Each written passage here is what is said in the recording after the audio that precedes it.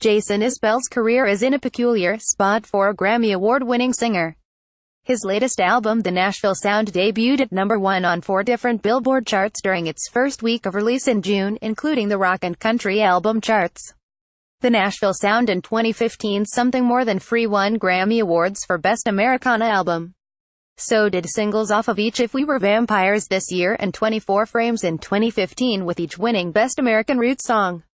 Advertising and Red invented by Teeds, yet the musician largely maintains a cult following of Americana and alt-country fans. Even in the Triangle, where Isbell has played several sold-out shows at various venues within the area, his work with Triangle-based Americana band American Aquarium may be his best-known presence in someone's music collection. American Aquarium's 2012 release Burn, Flicker, Die features Isbell's name in the producer slot, a job that has gone on to be noteworthy, as it remains his sole producer credit thus far in his career. They had a good set of songs, I think they had a good time in the studio, and I really liked those guys a lot, Isbell says, recalling his time with Aquarium. They had toured so hard and done so many shows before stepping into the recording studio that they had a whole lot of the material already hashed out before we got there. But I think that album came out really well. That absence of later producing projects is a result of his career hitting a resurgence shortly thereafter, the Alabama native says. The opportunity to work with Aquarium came just months before his breakout moment, the release of 2013 as Southeastern. That release marked both the singer's breakthrough into the mainstream, and his first project after a stint in rehab broke him of years of an alcohol abuse. He's been touring non-stop and spending time in the studio, both welcomed with critical acclaim. The singer will perform February 10th and 11th at the Durham Performing Arts Center with his band, the 400 Unit.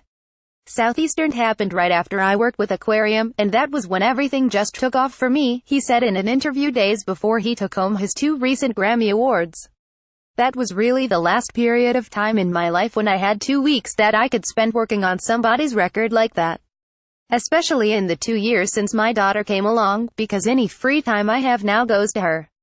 Becoming a family man has influenced Isbell's work as an artist. He married longtime musical collaborator Amanda Shires in 2013, and the pair had a child 2 years later.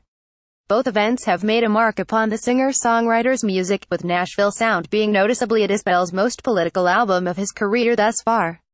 Some songs on the record, such as White Mont's World, call into question the racial and gender injustices that he doesn't have to face, while Cumberland Gap calls to mind the singer's musical hero John Prine in its depiction of the current state of the coal mining areas of the country. The release of those songs brought with them a social media storm of comments accusing Isbell of shunning his more right-leaning fans, and wondering where the sudden change in lyrics came from. At least, that's how they viewed it. I don't think that was coming from my fans, necessarily, Isbell said. I think, since I am not afraid to talk about where I stand on to certain things when I am performing live, there are very few times that I've ever received a negative reaction to what I'm saying in the songs.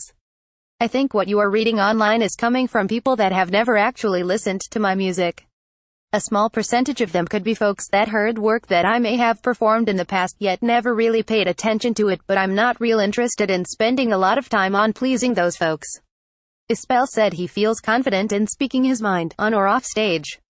I definitely have things to say, and it doesn't really matter to me if anyone agrees with it or not, he said. I don't have to watch what I say in order to drum up a certain amount of support.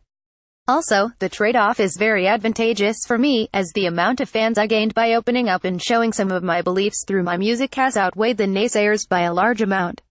I've definitely picked up a lot of new fans to speaking my mind on things, enough to make me wonder if I should have done it earlier.